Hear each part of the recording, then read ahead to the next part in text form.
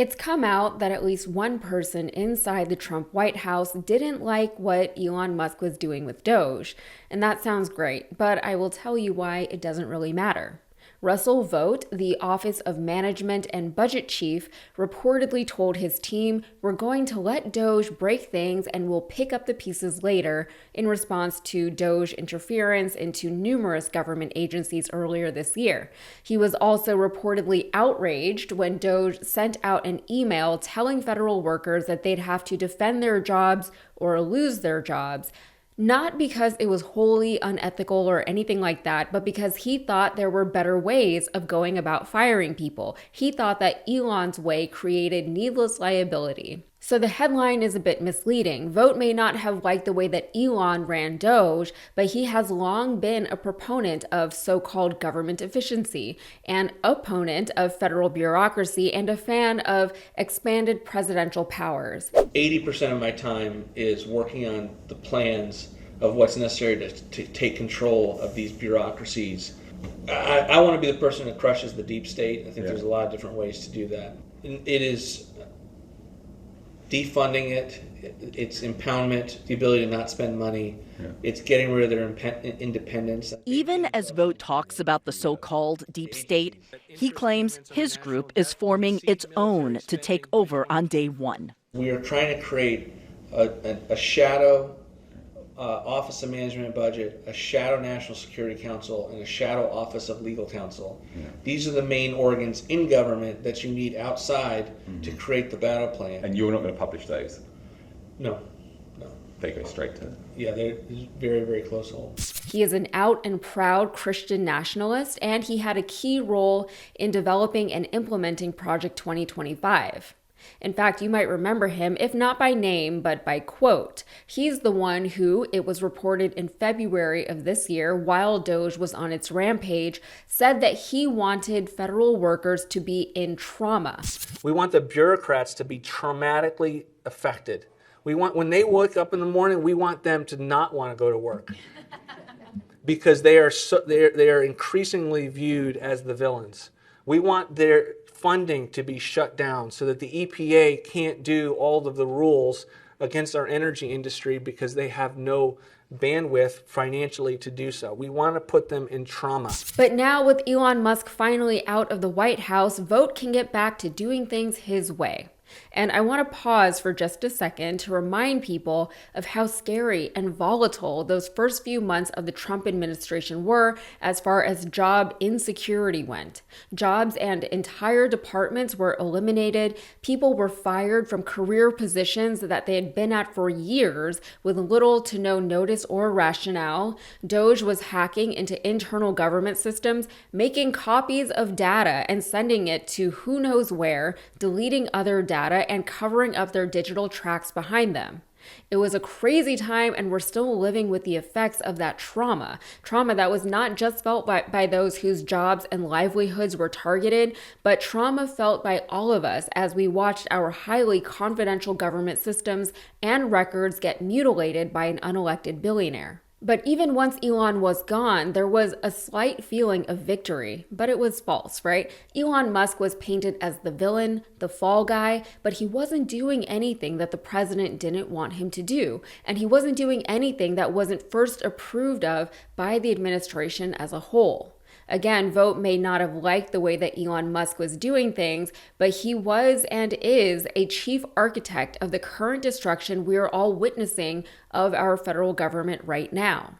So what does Vought's way of doing things even look like? Over the past few months, the budget chief has pressured legislators into canceling $9 billion earmarked for foreign aid and broadcasting. He's also successfully campaigned to slash Medicaid and food stamps, pushed to eradicate hundreds of environmental, health, transport, and worker safety regulations, and gutted the Consumer Financial Protection Bureau. Overall, as of August of this year, Vought's efforts led to 245 deregulatory initiatives since Trump took office. Also, he has asserted White House power over independent agencies like the Federal Reserve, championing an executive order that forced them to submit their regulatory actions to his office for approval. And as the acting head of the Consumer Financial Protection Bureau, the agency charged with enforcing rules to protect people from predatory financial practices, he halted nearly all of the agency's work and sought to fire 90% of its staff. But the big picture is what we all need to be focused on here, right? Vought and others are busy dismantling the government and consolidating power within the presidency. So what does that actually look like?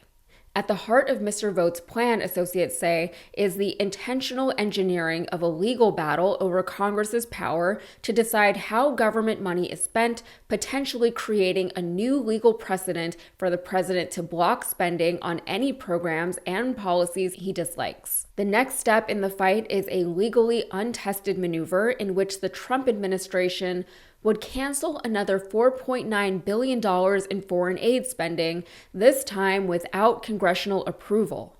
The gambit known as a pocket rescission involves the White House eliminating the spending unless Congress votes to stop it by September 30th, the end of the fiscal year. And as of me recording this, that is today. More recently, we heard from the office that in the case of an October government shutdown, more jobs will be eliminated from various federal agencies, and that is eliminated, not furloughed, not put on pause. Logic is this, I'm assuming, that if the government can do without you temporarily, it can do without you forever. We know that that's not true because lots of departments and agencies function noticeably less well and less efficiently during a government shutdown, but these weirdos aren't worried about any of that. This is Vought continuing the work of Doge and picking up where Elon Musk left off. He is just doing things his way this time. And just a reminder, the Republicans control every aspect of this government right now: the White House, the Senate, the House. If the government shuts down and you want to blame someone for it, it would be ridiculous for anyone to attempt to blame the Democrats. They're going to do it. They already are, but it is ridiculous. If any blame can be placed upon Democrats, it's that they were too weak to do anything to stop any of this from happening in the first place. Furthermore, thanks to people like Vought, as well as our Supreme Court, which is also effectively controlled by Republicans, President Trump has more power now than any other president. That was deliberate. We know that. And the office that Vought runs has been critical in Trump's takeover of the presidency. One of the main sources of power that Congress has over the executive branch is the budget, as Georgetown University law professor Elise Pasachoff put it. If the executive branch isn't controlled by the power of the purse, then there is very little that will control the president. It's a fundamental challenge to the liberty of every single person in America. Now, I don't want to single out Vought for his contributions to the failures of our government to actually govern the American people, because there are so many others like him within the administration. We just heard that Secretary Pete Hegseth called a completely unnecessary in-person meeting with the higher-ups in our military, causing many of them to fly in from various parts of the world so that he could lecture them about shaving and tell them all to lose weight. He also plugged his book to them. It was all very weird, and I can't imagine that his message was well received or appreciated, especially not coming from him. Not to mention the fact that we've seen this speech is weird. I think we're so used to seeing things like this now, but before, the public hardly even knew who these secretaries were. Now they make appearances on television shows and on podcasts. Some of them even host their own podcasts. It's too much and it's too weird.